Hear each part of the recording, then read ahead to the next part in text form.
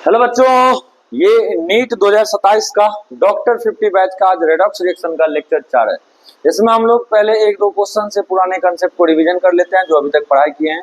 जैसे कि oxidation number का रूल से जो ऑक्सीडेशन नंबर निकालना होता है ना किसी भी मॉलिक्यूल या कंपाउंड में या किसी भी आयन में, सबसे पहले उस पर बेस्ड क्वेश्चन कर लेते हैं और उसके बाद आज हम आपको स्ट्रक्चर बेस्ड जो कुछ कंपाउंड होता है, स्पेशल कंपाउंड होता है, उसका आपको ऑक्सीडेशन नंबर निकालना होगा और कुछ मिक्स ऑक्साइड होते हैं उसका ऑक्सीडेशन नंबर हम आज सीखेंगे। उसके बाद टाइम बचता है बच्चों तो आगे हम आज टाइप्स ऑफ रेडॉक्स रिएक्शन पढ़ाएंगे। पहले इतना काम कर लेते हैं, आज का हमारा ये गोल रहने वाला है। तो वो तू लोग थोड़ा सा एक दो क्वेश्चन से रिवीजन कर लो, ठीक है? डन है। अब देखो तुम्हारे सामने सबसे पहला क्वेश्चन ये आ रहा है, क्या है नाम कि the order of increasing oxidation number of sulphur. आपको यहाँ देखना भी है, लेकिन किसका ऑक्सीडेशन नंबर देखना है बाबू? सल्फर का देखना है। किसका? सल्फर का। सल्फर का ऑक्सीडेशन नंबर देखना है, वो भी किस ऑर्डर में? इंक्रीजिंग ऑक्सीडेशन नंबर के ऑर्डर में। किसमें? तो S8 में देखना है, S2O3 2- में देखना है, S2O4 2- में, S2O7 2- में देखना है।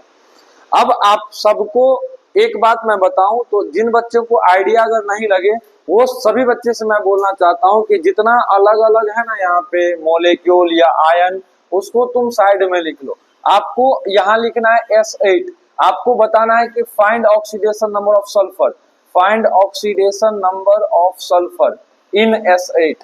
अब आपका दिमाग यहाँ पे एक्टिव हो गया होगा कि सल्फर अपने भाई फ्री स्टेट में है कि बॉन्डेड स्टेट में है? एलिमेंटल स्टेट में है या फ्री स्टेट? यहाँ ये बताओ। फ्री स्टेट में दिख रहा है ना, S8 है बस। क्या है? S8। तो तुम सभी बच्चों को ये बात बहुत बढ़िया से पता है कि फ्री स्टेट में, किस स्टेट में बुआ रे? फ्री स्टेट में किसी का भी ऑक्सीडेशन नंबर 0 होता है। तो यहाँ इसके चक्कर में ऑक्सीडेशन नंबर कितना होगा? 0। अब दूसरा कौन है? S2O3-2, यही है ना?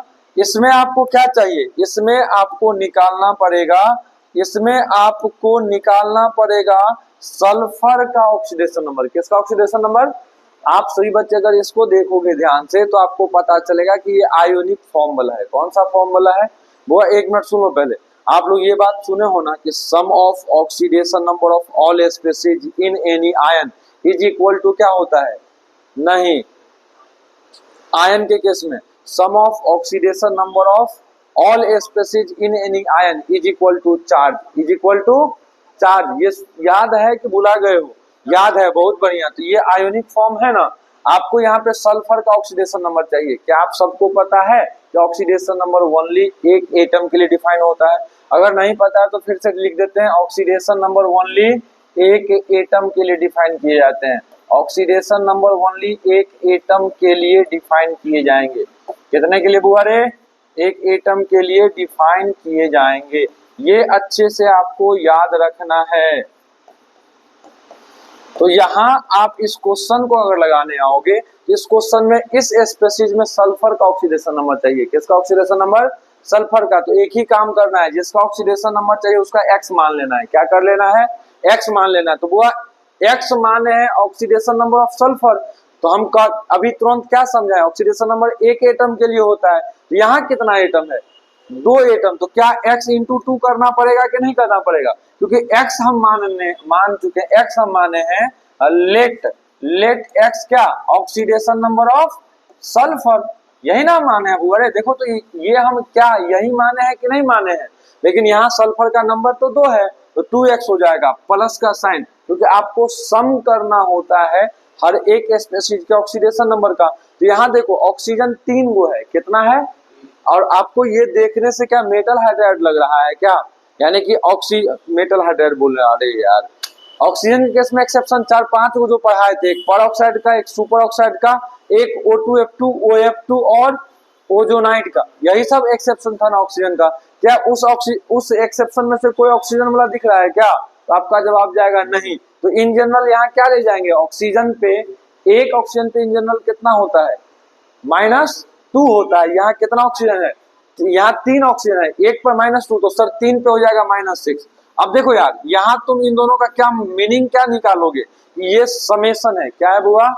हर एक स्पेसीज के ऑक्सीडेशन नंबर का, हर एक स्पेसीज के ऑक्सीडेशन नंबर का। और आयन है, आयोनिक फॉर्म है, तो आयोनिक फॉर्म में भाई summation of oxidation number of all species in any ion is equal to charge present on that ion. यही ना पढ़ाए थे, तो इस आयन पे कितना चार्ज प्रेजेंट है, -2। अब इसको सोल्व करो, 2x माइनस 6 बराबर -2, यहाँ से 2x बराबर कितना, -2 + 6 यानी कि +4 आएगा। तो तुम यहाँ से x बराबर कितना देख रहे हो, क्या +2 आएगा कि नहीं आएगा, यानी कि इस केस में हम देख रहे हैं S8 में हम देखे हैं 0 होगा, S2O3 में देख चुके हैं कितना होगा, +2 होगा। इसी प्रकार से बहुआ हम S2O4 2- निकालते हैं, S2O4 2-। अब हम आप लोगों से बोलते हैं कि आप जिन बच्चे को अभी अगर S2O4 2- में सल्फर का ऑक्सीडेशन नंबर निकालने में अगर दिक्कत हो रहा है, तो आप यही कंसेप्ट फॉलो कर लो।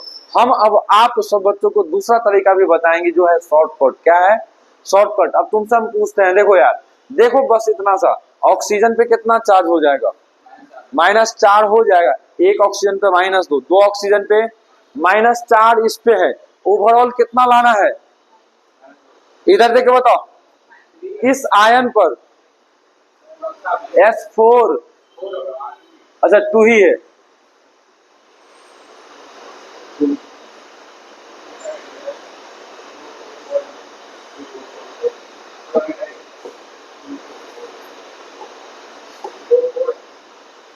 अरे यार उल्टा लिख दिए क्या भाई,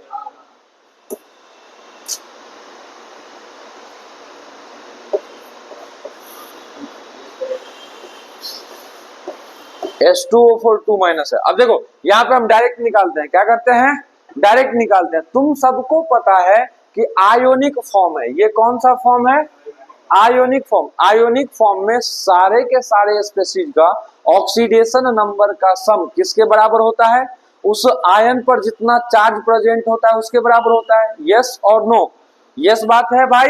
अब जाके यहां से बात कर लेते हैं कि ऑक्सीजन, एक ऑक्सीजन पे कितना होता है, -2, 4 ऑक्सीजन पे कितना, -8। आपको ओवरऑल पूरा मिला के कितना लाना है, -2 लाना है। इस एक पर कितना, मतलब इस O4 पे कितना आ गया, -8। तो तुमको अपना रीजनिंग वाला दिमाग एक्टिव करके बताना है कि कौन ऐसा चार्ज हम रख देते हैं S2 पर, S2 पर कौन ऐसा चार्ज रख देते हैं जिसके चक्कर में -2 ओवरऑल बनेगा। तो -8 था, अगर इसके पास +6 कर देते हैं, रीजनिंग वाला दिमाग लगाओ, इस पे -8 आया, इस पे कितना आया, -8 आया। अगर यहाँ हम S2 पर +6 कर देते हैं तब ना ओवरऑल मिलके -2 हो जाएगा।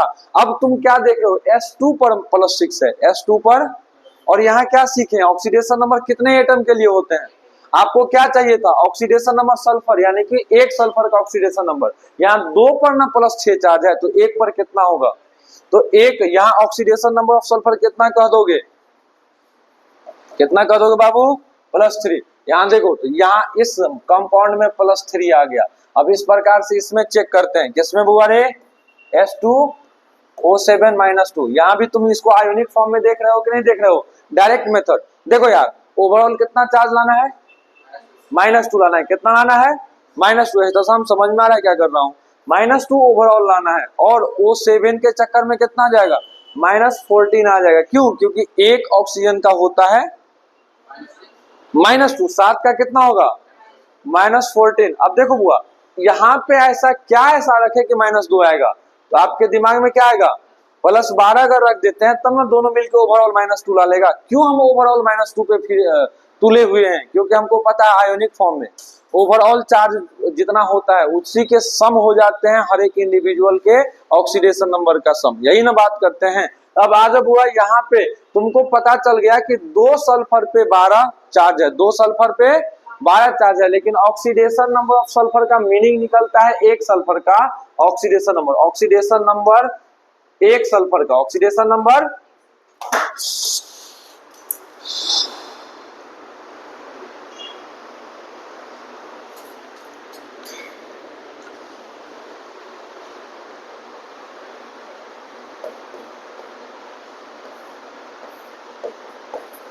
इसका मतलब हुआ ऑक्सीडेशन नंबर एक सल्फर का, ऑक्सीडेशन नंबर एक सल्फर का। अब देखो बुआ, यहां से अगर बात कर ले तो एक सल्फर, 2 सल्फर पे +12, तो एक सल्फर पे ऑक्सीडेशन नंबर कितना आएगा, ऑक्सीडेशन नंबर ऑफ सल्फर +6 आएगा। ये बात समझ में आया।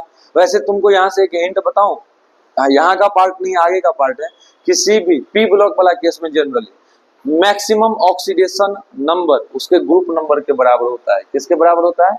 Maximum oxidation number. सब बताएंगे एप्लीकेशन में पढ़ा रहे होंगे ना, जहाँ पे एसिडिक स्ट्रेंथ सब के बारे में पढ़ाएंगे, जहाँ पे भाई ऑक्सीडाइजिंग नेचर के बारे में पढ़ाएंगे। एक बार ऑक्सीडाइजिंग एजेंट और रिड्यूसिंग एजेंट पहचानना तो सिखा चुके हैं, एक बार एप्लीकेशन में दोबारा पढ़ाएंगे कि किस केस में आप अगर टारगेट में तो एक बार तो क्वेश्चन देखे होंगे ना कि कोई स्पेसिस दे दिया जाता है, बोलता है कि ये दोनों ऑक्सीडाइजिंग एजेंट की तरह भी बिहेव करता है, रिड्यूसिंग एजेंट की तरह भी बिहेव करता है। इन सब चीजों के बारे में हम जब एप्लीकेशन पढ़ाएंगे वहां पे बताएंगे। अभी बस इतना देख लो, क्या यहाँ पे इस टोटल में कितना आया? +6 आया। अब तुमको पूछा है कि increasing oxidation number, increasing order पूछेगा तो वो भाई सबसे छोटा वाला से शुरुआत करना है, सबसे बड़ा वाला के साइड जाना है। डिक्रीजिंग ऑर्डर पूछेगा तो सबसे बड़ा वाला से शुरुआत करके सबसे छोटा वाला पे जाना है। ये बात समझ में आया? यानी कि स्टार्ट कहाँ से करना है? जस्ट उल्टा। इंक्रीजिंग का मतलब वैसे हम लोग सोच रहे हैं बहुत लार्जर वाला वैल्यू, लेकिन शुरुआत कहाँ से करना होता है? छोटा से करना होता है, तब जाके लार्जर पे बढ़ना है। तो अब सजाना है बुआ आपको इंक्रीजिंग ऑर्डर में, यानी कि सबसे छोटा ऑक्सीडेशन नंबर किस पे है? S8 पे। यानी कि देखो भाई S8 कहाँ दिखा? S8 यहाँ। S8 के बाद सब उससे बड़ा कौन है? S2 कौन है? H2O3 2 देखो ये मिल रहा है क्या? उसके बाद कौन है? H2O4 2 उसके बाद H2O क्या 4 आंसर हो जाएगा। इस टाइप से भी क्वेश्चन आपके एग्जाम में आते हैं और आ भी चुके हैं। बना ले जाओगे। अभी पेन गिर रहा था, पेन ऐसे होल्ड करने के चक्कर में पेन में और मोमेंटम देती। अब जाके हम यहाँ से आपको जो बोले थे कि कुछ स्पेशल टाइप के कंपाउंड होते हैं जिसमें हमको ऑक्सीडेशन नंबर निकालना होता है, वो मेनली कुछ स्पेशल टाइप के कंपाउंड आप याद ही कर लो। जैसे अगर आपसे मैग्नेटाइट यानी कि Fe3O4 में ऑक्सीडेशन नंबर पूछेगा, तुम क्या रो रही हो? खबर है पक्का? चलो कोई बात नहीं, उधर ध्यान नहीं देना, इधर ध्यान देना। अब देखो यहाँ पे Fe3O4 क्या है बुआ रे? Fe3O4 इसका नाम क्या है? मैग्नेटाइट। इस केस में अगर आपको ऑक्सीडेशन नंबर निकालने बोला जाएगा आयरन का, अब ध्यान से सुनो, अगर यहाँ पे आपसे पूछा जाएगा find oxidation number of iron, क्या पूछा जाएगा? Find oxidation number of iron. दो तरीका से निकलेगा, ध्यान से सुनो। यहाँ पे पहले हम बताते हैं, उसके बाद यहाँ का एक टर्म बताएंगे एवरेज ऑक्सीडेशन नंबर। क्या बताएंगे? Average oxidation number. लेकिन उससे पहले ये कंसेप्ट बताते हैं। मान लो आपको इधर ये वाला पार्ट आपको अभी कुछ सेकंड के लिए नहीं दिख रहा है, मान लो लेट सपोज कि आपसे ये छिपा हुआ है, तब हम लोग नॉर्मली Fe3O4 में किसका ऑक्सीडेशन नंबर निकालने बोला है आपसे? Fe का। तो हम क्या करेंगे सर? ऑक्सीजन का कंपाउंड है, जैसे ही ऑक्सीजन का कंपाउंड दिखना अपने दिमाग में पूछ लेना कि क्या एक्सेप्शनल जो हमको पढ़ाया गया ऑक्सीजन वाला, क्या उस एक्सेप्शन में से तो कोई नहीं है? भाई प्लीज ऑक्सीजन वाले कंपाउंड में आप लोग जरूर ये चेक कर लीजिएगा कि जितना एक्सेप्शन आपको 5 पॉइंट हम पढ़ा है ना, 5 पॉइंट एक्सेप्शन क्रॉस चेक कर लेना कि उस एक्सेप्शन वाला में तो नहीं है, तो हमको एक्सेप्शनल बिहेवियर दिखाना पड़ेगा। और यहाँ जब चेक किए तो एक्सेप्शन में से नहीं मिला, यही बात है ना, तब जाके नॉर्मल केस लगाते हैं। नॉर्मल केस में क्या पढ़े हो? एक ऑक्सीजन का ऑक्सीडेशन नंबर -2, तो 4 का -8। ये न्यूट्रल था कि नहीं? पहले अगर न्यूट्रल था तो आपको आइडिया है न्यूट्रल में हर एक स्पेसीज के ऑक्सीडेशन नंबर का सम किसके बराबर? 0 के बराबर होता है न्यूट्रल में। अब हुआ तुमसे अगर आयरन का पूछा गया तो x मानोगे, एक आयरन भाई oxidation number of iron x मानोगे। ऑक्सीडेशन नंबर का मतलब होता है एक एटम का, यानी कि एक आयरन का ऑक्सीडेशन नंबर x मानोगे। यहाँ कितना है? 3 गो आयरन है, यानी कि 3x होगा। यहाँ से आप सोल्व करोगे 3x, समेशन ना 0 करना होता है हर एक स्पेसिस ऑक्सीडेशन नंबर का, तो यहाँ क्या निकालोगे? 0 कर दोगे, यानी कि 3x - 8 बराबर 0। यहाँ से 3x बराबर कितना? 8, यानी कि x बराबर क्या? 8/3 आया। तो यहाँ जब तुम लोगों के पास बाबू जिस भी कंपाउंड में इस टाइप का ऑक्सीडेशन और फ्रैक्शन ना आ जाए, वहां आपको समझना होगा कि वहां मुझे एवरेज ऑक्सीडेशन नंबर निकालना है। क्या निकालना है? Average oxidation number. ये कंसेप्ट सीखो। जहां कहीं भी आप नॉर्मली निकालने जाते हो और फ्रैक्शन में ऑक्सीडेशन नंबर अगर आ जाए, आपके दिमाग में आ जाना चाहिए कि अगर देखो ऑप्शन चेक कर लेना, अगर ऑप्शन ओनली यही दिया रहे तब तो यही मारना है। ठीक है ये भी ऑक्सीडेशन नंबर ही, एवरेज ऑक्सीडेशन नंबर का कंसेप्ट बस यहाँ पे अप्लाई हो जाएगा, ये थोड़ा ध्यान में रखना होगा। अदरवाइज एवरेज ऑक्सीडेशन नंबर में अब क्या समझना है, तो ये जो तुम्हारा Fe3O4 है ना, दरअसल इसको हम लोग इसमें और इसमें ब्रेक करके सोचते हैं। ये हमको दिखाई दे रहा है Fe3O4, लेकिन एक्चुअल में ये ऑक्सीडेशन नंबर निकालते टाइम किस में बढ़ जाएगा, FeO और Fe2O3। अब जाके आपको याद रखना पड़ेगा। अब ध्यान से देखो, जब ये दो पार्ट में बचा तो आपको पहले FeO के केस में ऑक्सीडेशन नंबर चाहिए आयरन का। तुमको पता है कि FeO के केस में ऑक्सीजन पे -2, तो इधर कितना आएगा, +2 आएगा, इधर -2 तो इधर कितना आएगा, +2। अब इस दूसरे में देखो बुआ Fe2O3, यहाँ -6 आएगा तो इधर कितना आएगा, +6, यानी कि एक ऑक्सीडेशन नंबर ऑफ आयरन यहाँ अगर निकालने जाए, यानी कि एक का निकालने जाए तो कितना आएगा, +3। तुम क्या देख रहे हो कि कंपाउंड एक ही हमको दिया गया था Fe3O4। Fe3O4 में कितना आयरन का ऑक्सीडेशन नंबर, एक केस में +2 है, एक केस में +3, एक केस में +2, एक केस में +3। ये क्यों आया है इसमें, क्योंकि ये एवरेज निकाला गया है इन दोनों का एवरेज निकाला गया है। अब जैसे भी एवरेज निकाला गया होगा ये सोचिए अपन, ठीक है, ये बात समझ में आया। तो आपको बस कुछ स्पेशल कंपाउंड दिए जाएंगे जिसको याद रखना है, या तो इन जनरल पूछेगा तो बन जाएगा, और कुछ स्पेशल बातें, कुछ स्पेशल कंपाउंड देके पूछेगा, वो सारा स्पेशल कंपाउंड जो हमारे सिलेबस का वो सब हम ला के रख दिए। हाँ, अब आ गया ये चॉइस पे। अगर मान लो 4 ऑप्शन दिया हुआ है, Fe3O4 में मुझसे पूछ लिया ऑक्सीडेशन नंबर, एक ऑप्शन में 3 है, 3,2,3 है, ठीक, एक में कुछ और है, एक में कुछ और है, एक में ये है, उसमें बोथ करके दिया जाए अगला ऑप्शन, वो हमको सेलेक्ट करना होगा क्वेश्चन देख के। टेंशन मतलब डीपीपी देंगे ना, इस पे बेस्ट डीपीपी दे देंगे, सेम कंसेप्ट रहेगा, सेम क्वेश्चन ही, यही क्वेश्चन है, बस ऑप्शन वाइज वहां पे दे दिया है। क्या कंसेप्ट समझ में आ गया, यहाँ तो कोई दिक्कत नहीं है। अब जाके यहाँ से अगला देखो बुआ, अगला है तुम्हारा रेड लेड। क्या है बुआ, रेड लेड। रेड लेड को का फॉर्मूला क्या होता है बुआ रे, Pb3O4। हमको अब Pb3O4 का निकालना पड़े तो हम नॉर्मल निकालते हैं Pb3O4। ये ऑक्सीजन वाला कंपाउंड आपको दिखा कि नहीं दिखा, ऑक्सीजन वाला कंपाउंड देखते ही क्या बोले थे, फट से चेक कर लो कोई एक्सेप्शनल तो नहीं यहाँ पे आएगा। चेक करने पे क्या एक्सेप्शन दिखाई दे रहा है, नहीं दिखाई दे रहा। तो नॉर्मल रूल 4 पर कितना हो जाएगा, -8, तो यहाँ पे कितना हो जाएगा, +8। यानी कि अब अगर ऑक्सीडेशन नंबर ऑफ लेड पूछे तो आपको क्या बताया गया है, एक एटम पे जितना चार्ज रहता है वो ना, तो एक एटम पे कितना चार्ज बन जाएगा, देखो 3 एटम पे 8 चार्ज है। ध्यान से सुनो 3 एटम पर, यहाँ बच्चे जो फंस रहे होंगे वो ध्यान सुनो, 3 एटम पर 8 चार्ज है, 3 एटम पर 8 चार्ज है, तो इसीलिए एक एटम पे कितना होगा, 8/3। यही बात है कि नहीं है भाई, एक एटम पे कितना, +8/3 चार्ज आया।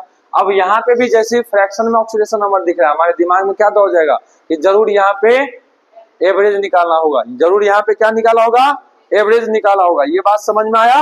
अब जाके यहाँ से अगर बात करें बहुआ, तो देखो Pb3O4, ध्यान से सुनिएगा, जब इसको तोड़ना रहता है तो 2 मोल PbO में टूटता है और PbO2 में टूटता है। किसमें बुआ रे, 2 मोल PbO और PbO2 में टूटेगा। अब देखो बच्चे, यहाँ पे आपको इन दोनों का निकालना है, तो भाई PbO 2 मोल रहे या कुछ भी रहे, हमको क्या दिक्कत है, हमको तो ऑक्सीडेशन नंबर एक एटम का चाहिए। इसका -2, तो इसका कितना हो जाएगा, +2। यहाँ PbO2 में निकालो बुआ, यहाँ अरे भाई यहाँ पे -4 हो जाएगा, तो यहाँ कितना हो जाएगा, यानी कि भाई इस केस में ऑक्सीडेशन नंबर +2 आया और इस केस में ऑक्सीडेशन नंबर कितना आया, +4 आया। क्या 2 ऑक्सीडेशन नंबर आ रहा है एक ही कंपाउंड में, एक मतलब एलिमेंट का, तो हम बोल देंगे कि इसका एवरेज निकाला गया है, तो ये इधर करके आ गया। क्या आप निकाल ले जाओगे, याद रख लोगे, यहाँ से कोई दिक्कत तो नहीं है। अब भाई आगे बढ़ाते हैं, पॉज करके लिखते जाना। अब अगर आगे बढ़ाएं तो तुम्हारे सामने Mn3O4 आएगा। क्या आएगा, Mn3O4। इसका भी भाई नॉर्मली पहले चेक करते हैं, Mn3O4। फिर वही नियम, क्या ये ऑक्सीजन के एक्सेप्शन से बिलोंग करता है, क्या नहीं करता है, तो यहाँ -8, यहाँ कितना आएगा, +8। यानी कि एक पर कितना ऑक्सीडेशन नंबर अगर आप निकालने जाओगे तो +8/3, यही ना आएगा।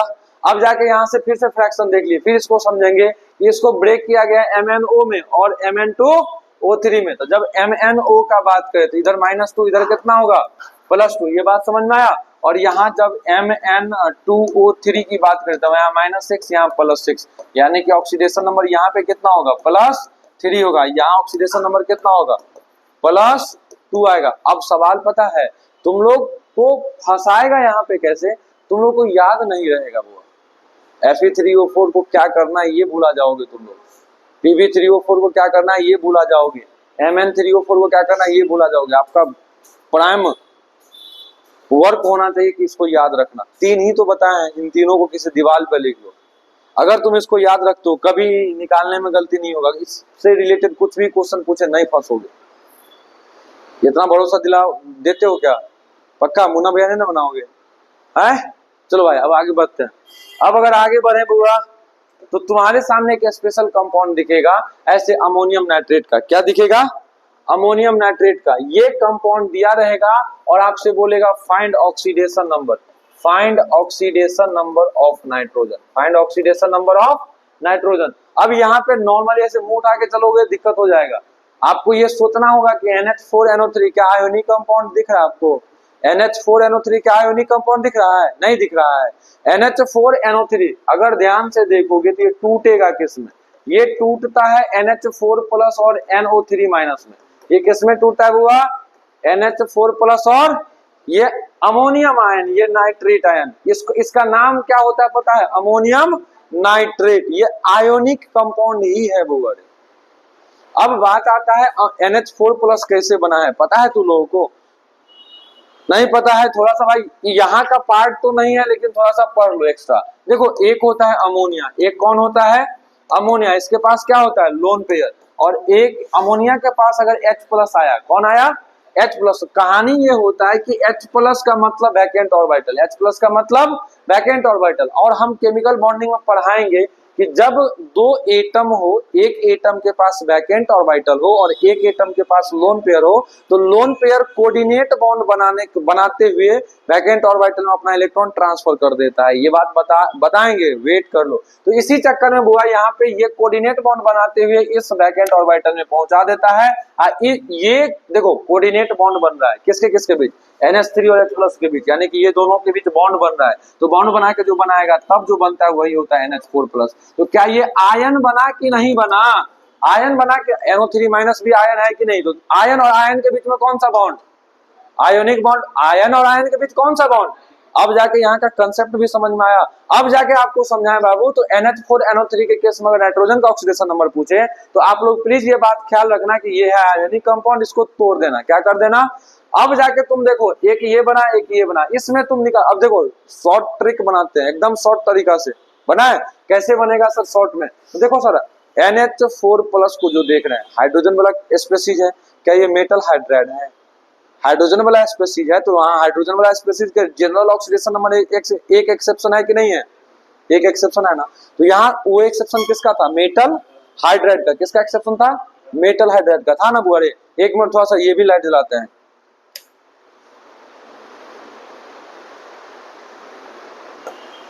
दिख रहा है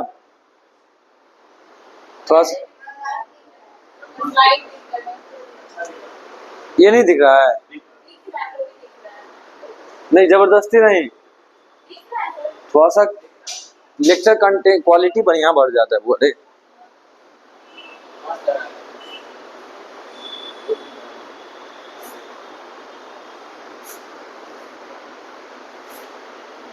एक दो मिनट में अपना आईडी एडजस्ट कर लेगा और मुझे लगता है कि ये आंखों के हेल्थ के लिए फायदा ही करेगा, नहीं होगा खराब। बताते हैं कैसे। एक ट्यूबलाइट, 2 ट्यूबलाइट चल रहा था और इसका बोर्ड का ब्राइटनेस बहुत कम था, वो प्रेशर दे रहा था बोर्ड वाले। आपका जो भी व्यू बन रहा है बोर्ड किससे लाइट आ रहा है उस पे ना, वो ज्यादा प्रेशर, आपका आंख एडजस्ट कर लेता अलग बात है, लेकिन प्रेशर ज्यादा वहां बन रहा था। लाइटिंग अगर हम सराउंडिंग का ज्यादा कर दिया, बोर्ड का भी ब्राइटनेस बढ़ा दिया, अब जाके ज्यादा बेनिफिट चल जाएगा। थोड़ा देर पढ़ो ना, आंख पे देखना कम जोर पड़ेगा। अब जाके यहाँ से बात करते हैं। तो तुमको NH4NO3 दिया तो था NH4NO3, लेकिन अब तुमको क्या दिखेगा, NH4 प्लस और क्या ये आयोनिक फॉर्म में हो गया, क्या ये भी आयोनिक फॉर्म में हो गया। 2 तरीका है आयोनिक फॉर्म में ऑक्सीडेशन नंबर निकालने का। एक तरीका तो ये है कि जिसका ऑक्सीडेशन नंबर चाहिए उसका x मानो, जिसका ऑक्सीडेशन नंबर चाहिए उसका x मानो, जिसका भी ऑक्सीडेशन नंबर चाहिए उसका x मानो। नाइट्रोजन का चाहिए तो इसका x मान लेते हैं, और हाइड्रोजन, एक हाइड्रोजन का +1, क्योंकि ये तो एक्सेप्शन वाला केस नहीं है, तो एक हाइड्रोजन का +1, तो 4 हाइड्रोजन के कारण से कितना होगा। और आपको बताया गया था आयन के केस में sum of oxidation number of all species किसके बराबर होता है, charge present on that ion. इस आयन पे कितना चार्ज है, +1, यहाँ से x पर कितना आएगा 1 - 4, कितना आएगा बुआरे -3। अब इसमें निकालो, नाइट्रोजन का चाहिए x मानो, एक ऑक्सीजन पे -2 होता है। अरे ऑक्सीजन से बना हुआ स्पीशीज है, आपको सबसे पहले ये चेक करना है कि यहाँ कोई एक्सेप्शन ऑक्सीजन वाला नहीं ना है। आप बताओगे कि नहीं सर कोई हमको नहीं याद आ रहा है कि यहाँ एक्सेप्शन है या नहीं है, यानी कि एक्सेप्शन है ही नहीं तो क्या ही याद रहेगा, है ना। तो चलो नॉर्मल के केस में तो एक ऑक्सीजन पे कितना -2, तो यहाँ कितना ऑक्सीजन है 3 पे कितना होगा -6। अरे समझना चाहिए दो जितने भी स्पीशीज है सारे स्पीशीज के ऑक्सीडेशन नंबर का, यहाँ यहाँ 2 ही स्पीशीज था, दोनों स्पीशीज के ऑक्सीडेशन नंबर का सम कर दिए।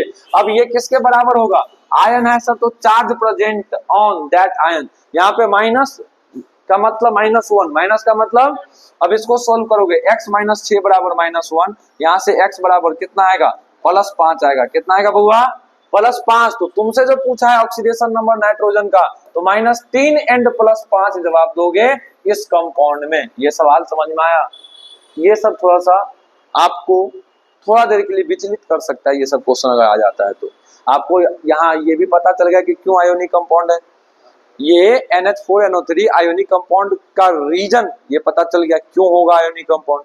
अब जाके यहाँ से बात करें आगे, अब जाके यहाँ से बुआरे आगे बात करते हैं। सबसे पहले एक हम कंसेप्ट आपको सिखा चुके हैं, ये ऑलरेडी ये रिवीजन है आपके लिए, ये आपके लिए रिवीजन है, आपको ये बताया गया था। अगर आप थोड़ा भी याद करते हो कोवैलेंट बॉन्ड वाला केस कब पढ़ाए थे, जहां रूल पढ़ा रहे थे ना ऑक्सीडेशन नंबर फाइंड करने का, तब पढ़ाए हुए थे। जब आप यहाँ पे भाई कोवैलेंट बॉन्ड का केस में ऑक्सीडेशन नंबर डिसाइड करने आ रहे थे बॉन्ड के कारण से, किसके कारण से, बॉन्ड के कारण से, जब ऑक्सीडेशन नंबर डिफाइन करने आए थे तो 2 केस पढ़े थे, एक होमो एटॉमिक का, एक हेटेरो एटॉमिक का, एक होमो का एक। तो जब 2 होमो एटॉमिक के बीच में चाहे सिंगल बॉन्ड का बात करें, चाहे डबल बॉन्ड का बात करें, चाहे ट्रिपल बॉन्ड का बात करें, मेरा कहना ये है कि अगर मेरे पास बाबू रे 2 होमो एटॉमिक मॉलिक्यूल है, क्या है, मेरे पास अगर 2 होमो एटॉमिक मॉलिक्यूल है यानी कि ए और ए, अगर इसके बीच सिंगल बॉन्ड है, क्या है सिंगल बॉन्ड, या नहीं तो मेरे पास ए और ए ही है लेकिन दोनों के पास डबल बॉन्ड है, या तो मेरे पास ए और ए ही है लेकिन दोनों के पास कौन सा बॉन्ड है, ट्रिपल बॉन्ड है। आपको बस इतना ही बात बोले थे कि जब सेम एटम के बीच चाहे सिंगल बॉन्ड रहे या डबल बॉन्ड रहे या ट्रिपल बॉन्ड रहे, तो सेम बॉन्ड मतलब सेम एटम के चक्कर पे, तो सेम एटम के चक्कर से भाई दोनों एटम पे 0 ऑक्सीडेशन नंबर आता है। दोनों एटम पे कितना आएगा, चाहे भाई सिंगल बॉन्ड रहे या डबल बॉन्ड रहे, अगर सेम के बीच बनेगा तो 0 ऑक्सीडेशन नंबर, सेम के बीच बनेगा तो 0 ऑक्सीडेशन नंबर, सेम के बीच बनेगा तो 0 ऑक्सीडेशन नंबर। लेकिन आपको यहाँ बताए थे जब बहुआरे अलग अलग एटम के बीच यही सिंगल बॉन्ड, डबल बॉन्ड और ट्रिपल बॉन्ड रहता है, तब वहां हम ये देखते हैं कि इलेक्ट्रोनेगेटिव एलिमेंट में इलेक्ट्रोनेगेटिविटी ऑर्डर में कौन पहले आता है। फिर से रिपीट करते हैं, आपको बताया गया कि जब कोवैलेंट बॉन्ड का बात करें, कौन सा बॉन्ड का बात करें, कोवैलेंट बॉन्ड का बात करें, तो कोवैलेंट बॉन्ड के केस में 3 टाइप के बॉन्ड हो गया, तो सिंगल, डबल या ट्रिपल। अगर सिंगल बॉन्ड 2 सेम एटम के बीच बनता है तो इन दोनों एटम पे कितना कितना ऑक्सीडेशन नंबर चढ़ेगा, 0 और 0 चढ़ेगा। भाई अगर डबल बॉन्ड बनता है 2 सेम एटम के बीच में, तो यहां भी दोनों एटम पे कितना ऑक्सीडेशन नंबर, 0। अगर 2 सेम एटम के ट्रिपल बॉन्ड बनता है तो यहां भी दोनों पे कितना चार्ज आएगा, 0 आएगा। लेकिन सवाल आता है कि जब 2 अलग अलग एटम के बीच कोवैलेंट बॉन्ड बनता है, वहां भी कोवैलेंट बॉन्ड बनेगा 3 ही, सिंगल, डबल, ट्रिपल ही। लेकिन बात यहां आएगा कि 2 अलग अलग एलिमेंट के बीच बनेगा, तो आपको पता है जब अलग अलग एलिमेंट के बीच बनता है तो उसका इलेक्ट्रोनेगेटिविटी भी अलग होता है। अब जाके यहाँ स्पेशली सीखो कि जो ज्यादा इलेक्ट्रोनेगेटिव होगा, अब देखो ए और बी के बीच बन रहा है, यहाँ पे किसके बीच बन रहा है, ए और बी के बीच बन रहा है। तो ध्यान से यहाँ पे साफ साफ एक हिंट दे दिया है कि आपको मान के चलना है, कि इलेक्ट्रोनेगेटिविटी किसका ज्यादा है, बी का ज्यादा है। तो याद रखना जब भाई सिंगल बॉन्ड बना रहेगा, जब भाई सिंगल बॉन्ड बना रहेगा और दो अलग अलग एटम के बीच बना हुआ हो, तो जो ज्यादा इलेक्ट्रोनिगेटिव है उस पे -1 करना है सिंगल बॉन्ड के कारण से। सिंगल बॉन्ड के कारण से जो ज्यादा इलेक्ट्रोनिगेटिव है उस पे क्या करेंगे, -1, जो कम इलेक्ट्रोनिगेटिव है उस पे +1। अब डबल बॉन्ड वाला पे आ गए, जो भाई ज्यादा इलेक्ट्रोनिगेटिव है डबल बॉन्ड के चक्कर में उस पे -2 आएगा, और जो कम इलेक्ट्रोनिगेटिव है उस पे +2 आएगा। यहाँ ट्रिपल बॉन्ड पे आ जाओ, जो ज्यादा इलेक्ट्रोनिगेटिव है ट्रिपल के चक्कर में यहाँ पे -3 आएगा, और बुआरे यहाँ पे क्या आ जाएगा, +3। ये बात सीखने को मिला या नहीं मिला, रिवीजन भी हो गया। अब थोड़ा सा ये पीछे जो लिखा है इसको थोड़ा सा आपके सहूलियत और कंफ्यूजन दूर करने के लिए इसको मिटा देते हैं, रिवीजन ही था। चल हट।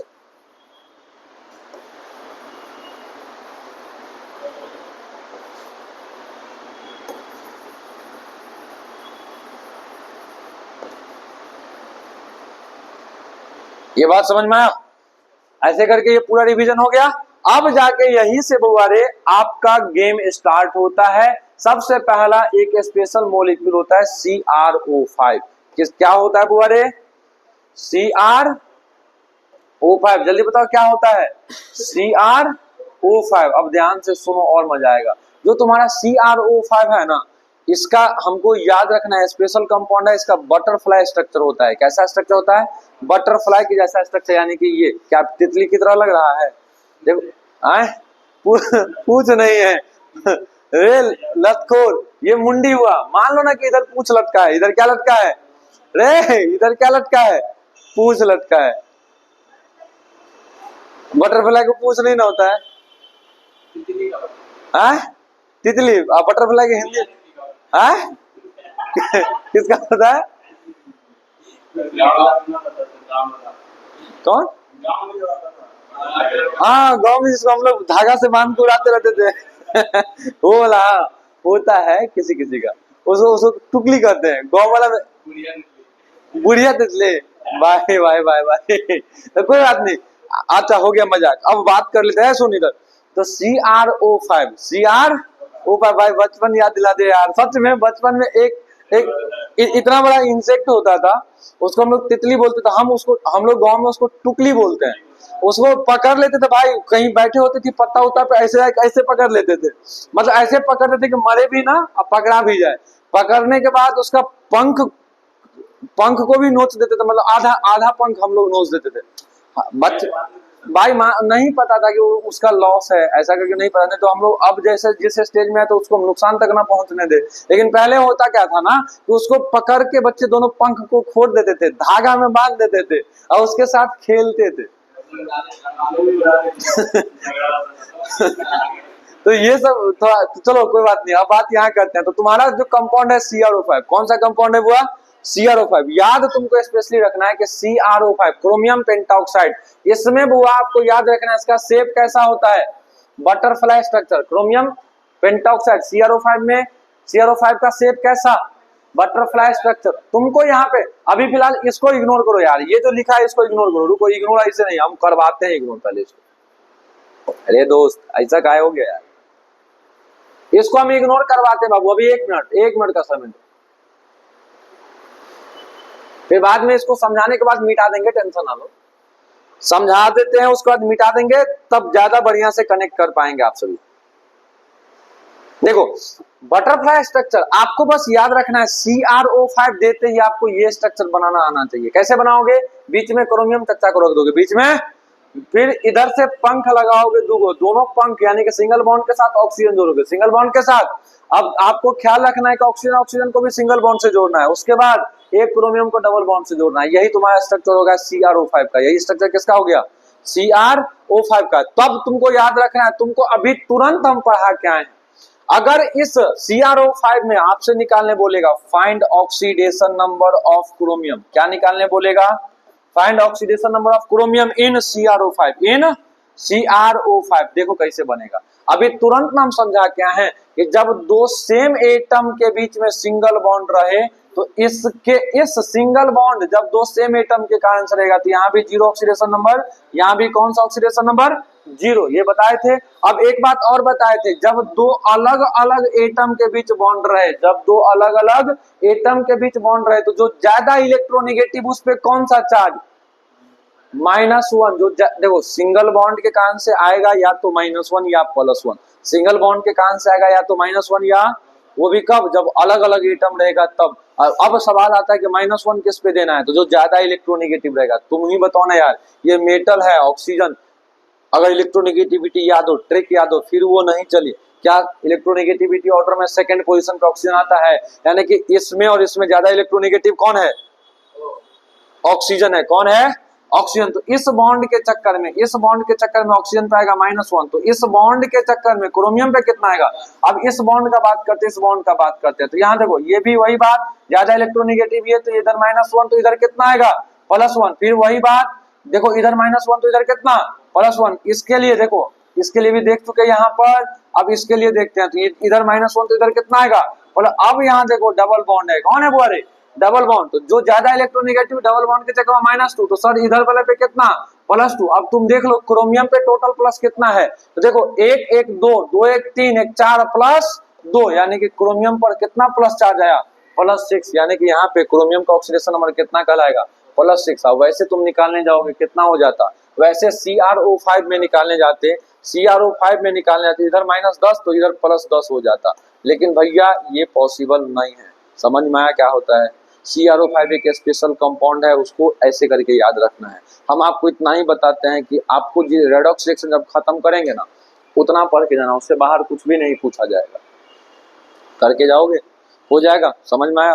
अब देखो भाई, अब जाके यहाँ से कुछ और स्पेशल चीज, अच्छा, यहाँ से कुछ चीज मिटाना भी था, चलो अब मिटाते हैं, अब मिटाते हैं। देखो यार, अब इसको मिटा दिए, अब इसको मिटाने से पहले एक बात समझाते हैं, वो बात थोड़ा इधर समझाना होगा। किसी भी कंपाउंड में ऑक्सीजन सिंगल बॉन्ड ऑक्सीजन जुड़ा मिले, किसी भी कंपाउंड में क्या मिले, ऑक्सीजन सिंगल बॉन्ड ऑक्सीजन, इसको हम कहते हैं पर ऑक्सी लिंकेज। इसको हम क्या कहते हैं, पर ऑक्सी लिंकेज, पर ऑक्सी लिंकेज। अभी फिर से बनाते हैं CrO5 का स्ट्रक्चर, किसका बनाते हैं बउआ, क्या बोले थे, क्रोमियम को बीच में दे दो, दो पंख लगा दो, यानी कि बटरफ्लाई स्ट्रक्चर होता है, इसलिए पंख का इस्तेमाल कर रहे हैं। क्या ये दोनों पंख लगा दिए, यानी कि सिंगल बॉन्ड किसके साथ जुड़ेगा बुआ, ऑक्सीजन ऑक्सीजन, ऑक्सीजन ऑक्सीजन, और यहाँ डबल बॉन्ड, ये मुंह बना दिए बटरफ्लाई का, यही हुआ। अब हम बात करते हैं ऑक्सीजन ऑक्सीजन के बीच कौन सा बॉन्ड देखने को मिला था, सिंगल बॉन्ड। अब तुमको यहाँ क्या पढ़ाए हैं, ऑक्सीजन और ऑक्सीजन के बीच सिंगल बॉन्ड रहेगा, उसको कौन सा लिंकेज कहते हैं आप लोग, और ऑक्सी लिंकेज। क्या इतना पार्ट यहाँ पर,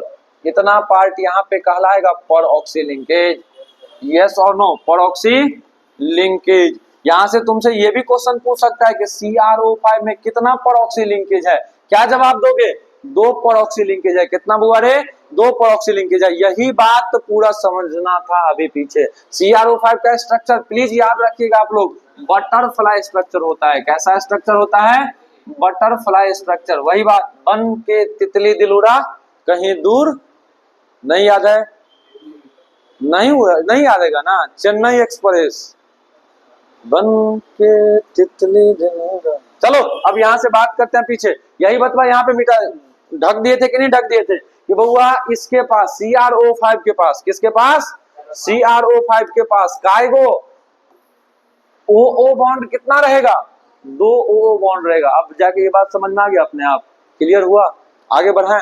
अब देख भाई, कुछ स्पेशल स्ट्रक्चर और बचे हुए हैं, कुछ स्पेशल स्ट्रक्चर और बचे हुए हैं। अब आएगा असली गेम का मजा। अब इसको देखो, अगर मान लो आपको सल्फ्यूरस यानी कि H2SO3 रहेगा, क्या रहेगा, क्या रहेगा, H2SO3, जिसको हम किस नाम से जानते हैं, एक मिनट, सुलूरस लिखा है रे,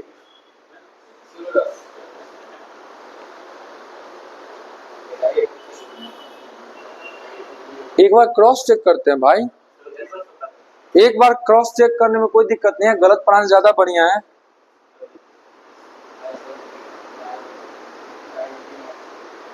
क्या कि किसी रिसोर्स से हम उठाए हैं, यानी कि किसी बहुत बढ़िया किताब से उठाए हैं।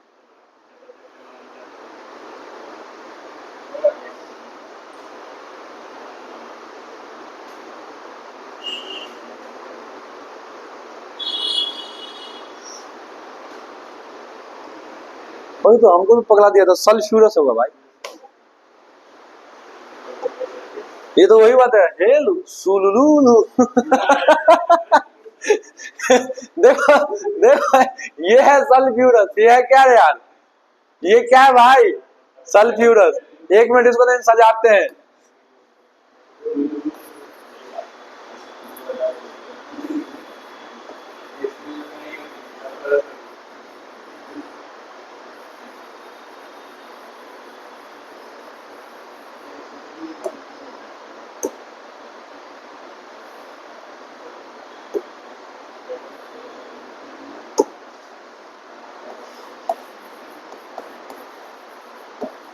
ये क्या कहलाएगा बुआ रे, सल्फ्यूरस। फॉर्मूला क्या होता है, H2SO3। अब देखो तुमको इतना नाम दे के नहीं बोलेगा, ये नहीं बोलेगा कि सल्फ्यूरस में सल्फर का बताओ, तुमको बोल देगा H2SO3। तुमको क्या बोल देगा, H2SO3 में सल्फर का बताओ। वैसे तुम निकालने जाओगे तो क्या निकालोगे, -6 + 2 कितना आएगा, +4। अब यहाँ निकाल के चेक कर लेते हैं ध्यान से, ध्यान से बुआ, सावधानी से। स्ट्रक्चर याद रखना बहुत जरूरी है। देखो वैसे ये जो फॉर्मूला लगाते हैं, ये जो स्ट्रक्चर पे हम जाते हैं ना, जनरली किसी किसी कंपाउंड में हमको देखने को मिलता है कि उसका जो ऑक्सीडेशन नंबर हम निकाले हैं ना, उसके ग्रुप नंबर से बढ़ जाता है। कहां से बढ़ जाता है, ग्रुप नंबर। आपको क्या बताया है कि मैक्सिमम ऑक्सीडेशन नंबर किसके बराबर होना चाहिए, ग्रुप नंबर के बराबर होना चाहिए। अभी एक वर्ड बोल के निकले हैं ना, अब वही बात किसी किसी में तुम देखोगे तो उसका ग्रुप नंबर से बढ़ के उसका ऑक्सीडेशन नंबर आ जाता है। तो वहां पे हम लोग को एकदम स्ट्रिक्टली रुक जाना है और देख लेना कि स्ट्रक्चर से तो नहीं आएगा उसका। या और ज्यादा बढ़िया बात बोले तो अभी जितना का लिस्ट हम देते हैं, इतना का आप स्ट्रक्चर से ही निकालना, जनरल रूल से नहीं निकालना। आता है आपको फिर भी जनरल रूल यहाँ पे अप्लाई नहीं करिएगा, स्ट्रक्चर से निकालिएगा। तो देखो सल्फ्यूरस एसिड यानी कि H2SO3 कुछ ऐसा बनता है। ये बनाने के पीछे का मकसद ये कैसे बना होगा, तो देखो ये ऐसे बना होगा, OH OH, इसी को बुआ सजा दिए, इसी में से H हटा दिए हैं तो O- बचे हैं। बात समझ में आया, तो है तुम्हारा यही चीज, बस इसी में से क्या हटा दिए हैं, H हटा दिए तो निगेटिव आयन के रूप में आ गया है। अब देखो यार, यहाँ तुमको बताया गया है कि जो बॉन्ड बन रहा है ऑक्सीजन और किसके बीच बन रहा है, सल्फर के बीच में। कौन सा बॉन्ड है, डबल बॉन्ड।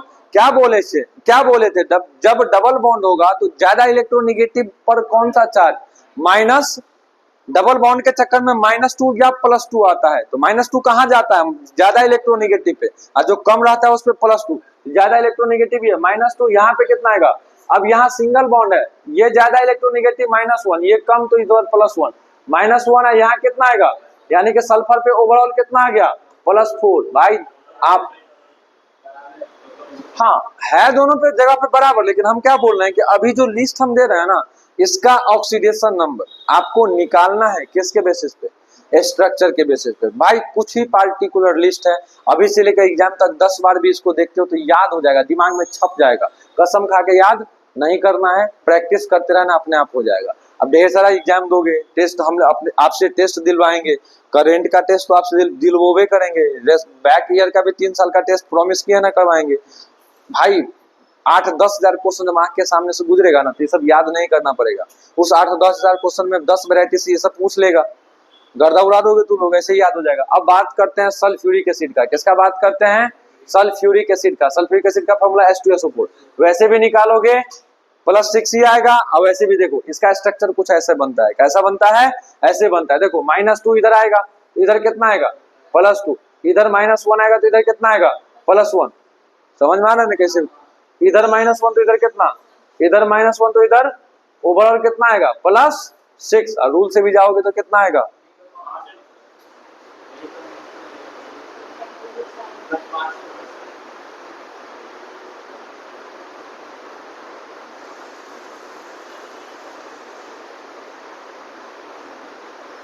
अरे भाई स्ट्रक्चर में एक मिस्टेक किया ये लोग। एक मिनट, एक मिनट, जहां से हम उठाए हैं वहां से स्ट्रक्चर में थोड़ा मिस्टेक है बच्चे, थोड़ा सा इसको सुधारना होगा, थोड़ा सा यहाँ सुधारना होगा। सुधार यही आएगा, यही चीज सब पहले चेक कर लेना होता है यार।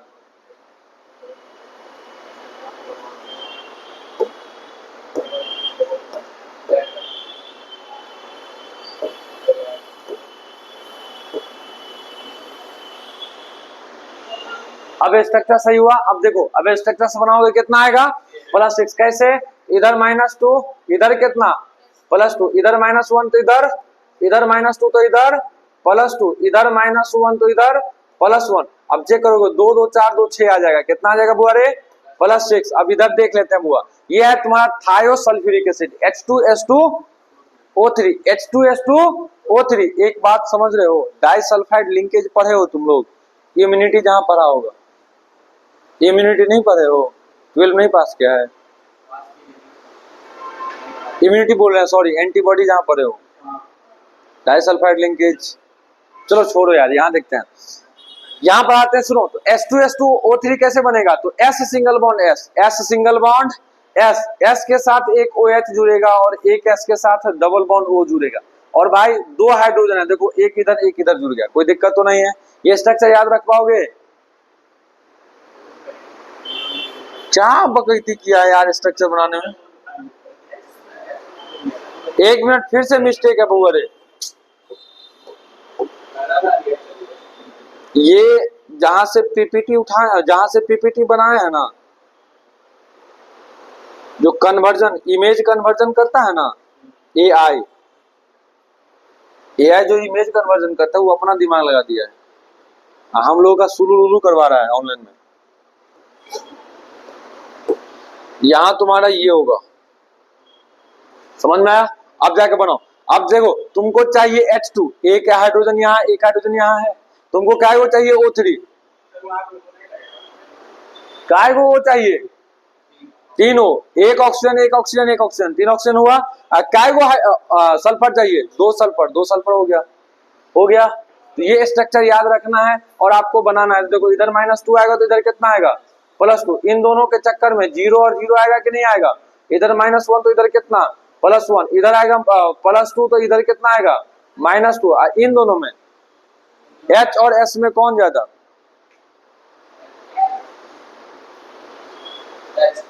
मारेंगे घर में के।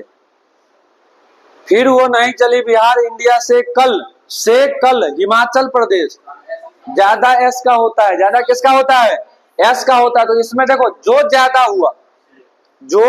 ज्यादा हुआ उधर माइनस, जो कम हुआ उधर प्लस। अब देख कैसे मोई मोई करवाएगा। तो एक सल्फर पे कितना आएगा, +1 इधर है, +2 इधर है, कितना आएगा बुआ रे, +3 ना आएगा।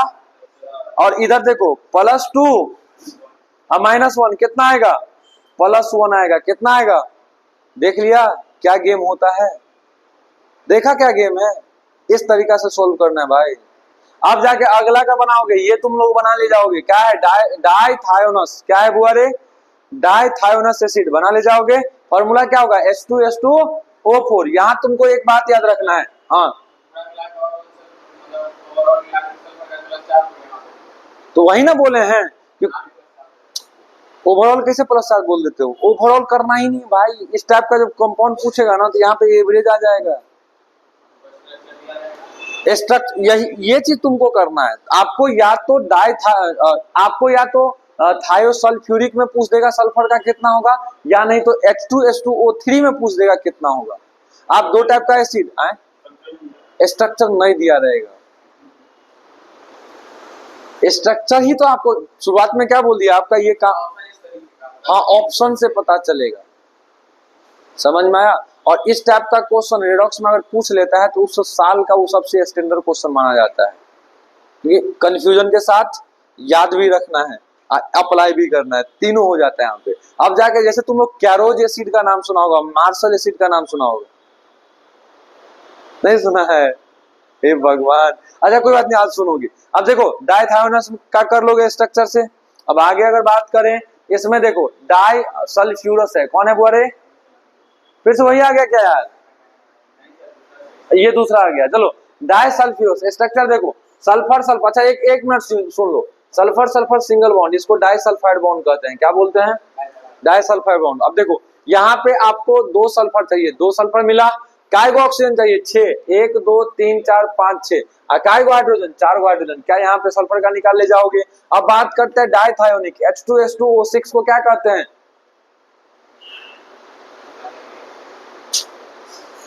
आज का लेक्चर कचरा कर दिया भाई ये पीपीटी।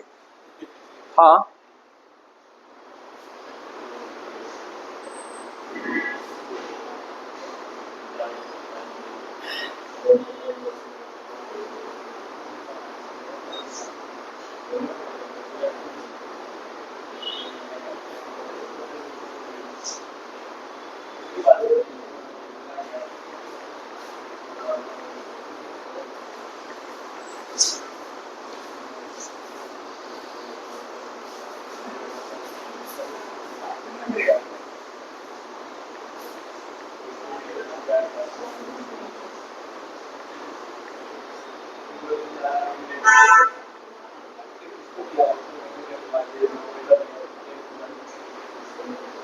बच्चे देखो यहाँ थोड़ा सा एक बकैती हुआ है, बकैती इतना है,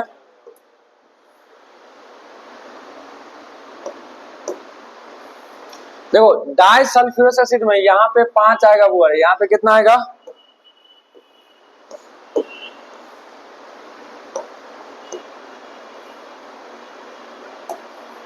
अब चेक करो डाई सल्फ्यूरस किसको कहोगे, H2S2O5 को, किसको कहोगे बाबू रे, H2S2O5 को कहोगे, ये बात समझ में आया। अब जाके यहां से आपको एक बात ध्यान रखना है कि यहाँ जो तुम्हारा एक हाइड्रोजन है H2 5 को ऑक्सीजन चाहिए, काय को ऑक्सीजन चाहिए, 5 ऑक्सीजन चाहिए, ये कुछ और मिटाना पड़ेगा यहां से भाई।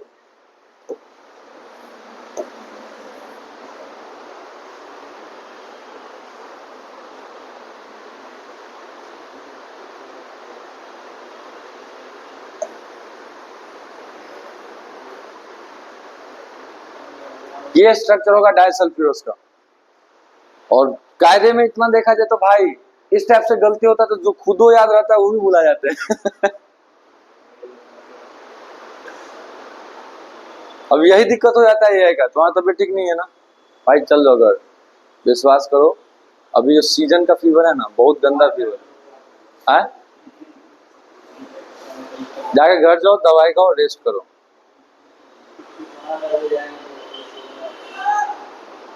अब देखो यहाँ डाइथायोनिक का फॉर्मूला क्या होगा, H2S2O6 बना लेना अपना, इसको भी डाइसल्फ्यूरिक H2S2O7 ये स्ट्रक्चर बना लेना है इसको भी, और इस टाइप से आप सबका यहाँ पे ये निकाल ले जाओगे ऑक्सीडेशन नंबर हर एक एस्पेसिड का। अब जाके यहाँ पे 2 एसिड हम पढ़ेंगे, वो एक का नाम है कैरोज एसिड, क्या नाम है, स्पेशल है, कुछ पूछे ना पूछे ये वाला फॉर्मूला पूछ लेगा, ये क्या है, H2SO5, इसका एक और नाम होता है परऑक्सोमोनो सल्फ्यूरिक एसिड, परऑक्सोमोनो सल्फ्यूरिक। अच्छा पर ऑक्सो क्यों पढ़ा है, क्योंकि यहाँ पे परऑक्सी लिंकेज, कौन है, परऑक्सी लिंकेज है, पर ऑक्सी मोनो का मतलब एक सल्फ्यूरिक एसिड, ये फॉर्मूला याद रहेगा। यहाँ पे सल्फर का ऑक्सीडेशन नंबर अब निकल जाएगा रूल से। दूसरा यहाँ पे आता है वो मार्शल एसिड, क्या आता है, मार्शल एसिड, जिसको हम कहते हैं पर ऑक्सो डाइसल्फ्यूरिक एसिड, पर ऑक्सो डाइसल्फ्यूरिक एसिड, ये भी स्ट्रक्चर याद करेंगे, और इसका भी ये सल्फर का क्या निकाल के आओगे, ऑक्सीडेशन नंबर। अब इस प्रकार से हमारा आज का लेक्चर हुआ यहीं पे पूर्ण विराम रखते हैं, जो पढ़ाई लिखाई करो, आज का फिजिक्स आज नहीं होगा।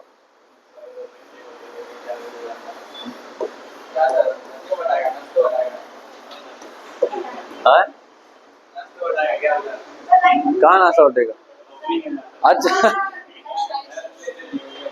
तो बच्चों मिलते हैं आप लोगों से कल वाले लेक्चर में, आप लोग पढ़ाई जारी रखिए। अब आपके रेडॉक्स रिएक्शन में एक टॉपिक बचे हैं एप्लीकेशन ऑफ ऑक्सीडेशन नंबर, और दूसरा टॉपिक बचा है कि हम जो इक्वेशन होते हैं उसको बैलेंस कैसे करते हैं, और इस प्रकार से ये चैप्टर अब कंप्लीट हो जाएगा, मुश्किल से 2 से 3 लेक्चर में कंप्लीट हो जाएगा। आप लोग पढ़ाई जारी रखो। अच्छा इसके बाद कौन सा चैप्टर पढ़ोगे, एटॉमिक स्ट्रक्चर या पीरियोडिक टेबल? पहले एक काम करते हैं, पहले एटॉमिक स्ट्रक्चर पढ़ लेते हैं, सुनो इधर एटॉमिक स्ट्रक्चर पढ़ लेते हैं, क्योंकि वहां क्वांटम नंबर पढ़ लेंगे ना, पीरियोडिक टेबल में कुछ ट्रिक से नहीं ले जाना होगा, तब फिर क्वांटम नंबर पढ़े रहेंगे, सब कुछ क्लियर रहेगा।